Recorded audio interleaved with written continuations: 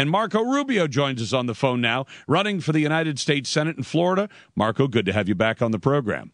Yeah, I'm glad to be back with you. Thanks for having me. By the way, Israel is one of our top issues right now. I'd like to know. The White House is apparently just now, well, the White House didn't say anything about Helen Thomas, but Helen Thomas had a mouthful to say about what Israelis should do. She wants them to go back home. Now she's effectively been fired from her job. What do you think about the slow reaction from the mainstream media and the no reaction from the White House on that? Yeah, I was actually pretty shocked at that because I saw the video on Friday and I thought for sure this thing's going to get major play, and it wasn't until over the weekend and early this morning that we started to hear about it. So I was pretty surprised by that, quite frankly, because it was offensive, and I can't imagine that being about anybody else and it not having had a tremendous amount of attention. But it's good that we see that from time to time because it tells us that there are real biases out there in the media and among those who report on these stories. By the way, we ran it on Friday night, but I had the same reaction you did. I said if I had said crazy stuff like that, I'd have been fired from my job. But let's talk about the more pressing issue, and that is, where does Israel stand now with the United States? It sounds like you're taking President Obama to task for the way that he's been treating our firmest ally in the Middle East. Well, let's say two things. First of all, I think Israel is in strong standing with the people of America, and I think it's in strong standing, quite frankly, with the Congress. I think it's in the White House where the leadership is missing and the commitment to Israel's security is missing. Look, what's happening here is very simple. It is nothing less than an all-out effort to delegitimize Israel. They want to delegitimize the right to exist and its right to defend itself. And never has Israel needed America's strong backing more than it needs it right now. In word and in deed, the fact that this country actually that our representatives in the United Nations didn't block a Security Council resolution. The fact that a week earlier we allowed those pronouncements to be made singling out Israel from the non-proliferation group that met, those things weaken Israel and, quite frankly, embolden her enemies.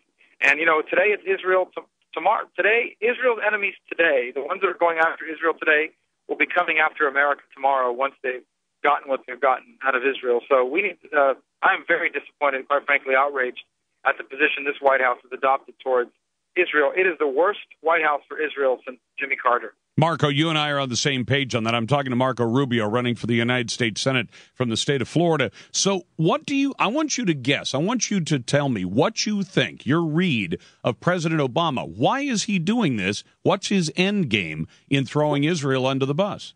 Well, I can't get into his mind. I mean, maybe he has a worldview that's different than ours. He kind of doesn't view the situation in the Middle East the way it really is. Maybe he feels that by weakening his language with regards to Israel, he's going to win some goodwill among the Muslim world. The fact of the matter is that radical Islamists, they don't care what rhetoric comes out of Washington. Their goal is to adopt their world, to impose their worldview on as many people as possible, and they see Israel and ultimately America as obstacles to that.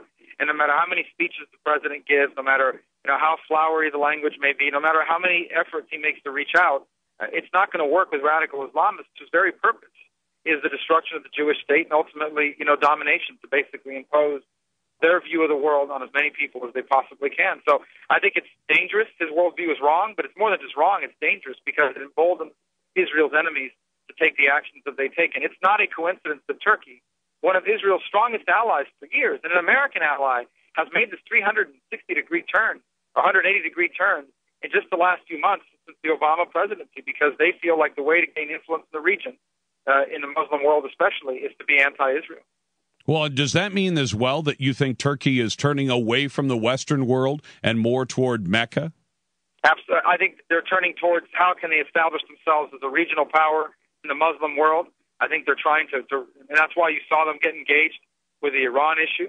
I think that America, unfortunately, under this administration, has increasingly left the power vacuum on the world stage, and that vacuum is increasingly being filled by nations like Brazil, Turkey, Iran, Russia, China, and that's what you're starting to see all over the world. I mean, that's what's happening in the Middle East right now, is that this power vacuum that America is leaving is being filled by some of these nations who are starting to realize that their road to relevance is to be our enemy. Hey, Marco, on domestic issues, what do you think the oil spill is going to do to Florida, and what should the government and both the government and BP be doing about this situation? Well, BP needs to be doing everything they can to stop this thing from happening, and then we're going to figure out why it happened, number one, so that the responsible parties pay for the cleanup and the damage, and number two, so that it never happens again. The federal government needs to provide every resource that it has at its disposal to keep as much oil from possible from getting to the shores, to the marshlands of Louisiana, to the beaches of northwest Florida, and the Gulf region in general. And that's what you want to see them focused on. And unfortunately, this administration, I think, has done a poor job. As you watch these press conferences by Governor Jindal, it's obvious that he's had to fight tooth and nail with the Army Corps of Engineers to get him to do certain things because they're concerned that by building certain berms, whatever, that was going to somehow be counterproductive. I mean, it's just been absurd, kind of the bureaucracy that they've had to deal with. And now we're afraid that's going to happen here to us in Florida. So the role of the federal government needs to be to provide as many resources as possible. Ultimately, these rigs were located in federal jurisdiction, and so they should be providing as much assistance as possible to the states. I don't think they've done a good job of doing that, and it's becoming increasingly apparent every day that goes by. Well, it may not be popular to say it. And look, I'm one who actually likes the oil companies because they supply a product that keeps our economy running, and we need them. But I want them to obey the law. But if there's any investigation of BP, possibly for criminal matters as well, should there also be an investigation of federal agencies that controlled that underwater federal land that is our land and gave the go-ahead when perhaps they shouldn't have? Because it seems to me that while BP drilled the well, the folks who actually gave the go-ahead and were the last gatekeepers have a certain amount of responsibility as well. I think there's a lot of questions to be answered here. Why did this happen? I mean, there are rigs all over the world that this is not happening on. It has not happened. Why did it happen on this rig? And there was clearly a human error element involved. But if there's evidence of whether it's the fact that the regulations are lax, or that the enforcement was lax, or that somehow there was a cozy relationship between regulators and companies, all that needs to be flushed out because we need to make sure that something like this never happens again. And we also need to make sure that whoever was responsible for this pays for this, because this is going to cost a lot of money to clean up and reverse the ecological and economic damage that it's done. Now, I'm not presuming that I know all the facts because I don't.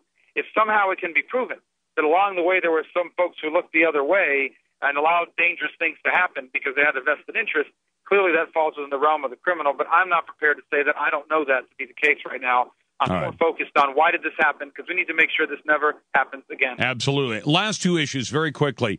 Card check is a huge issue around the country. You've made it one there in Florida. Yes. It's a terrible idea. It steals from workers in America one of our most fundamental and treasured rights, and that's the secret ballot. The idea that somehow your vote should be secret and that no one should know how you feel on issues as important as labor organizing. I mean, there really is no good argument against the secret ballot.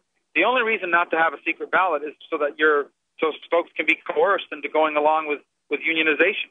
And I think it's bad for American business. It's bad for American entrepreneurship. It's bad for the American worker. I will be a strong no vote against card check in the U.S. Senate. All right, and last issue. In the Senate race here in Florida, I can say that. What you get into the United States Senate, what in the world can we do to curb the government spending back to the point where we're spending no more than what we're taking in? $1 trillion in deficit. I don't know. Is it even possible to trim it back?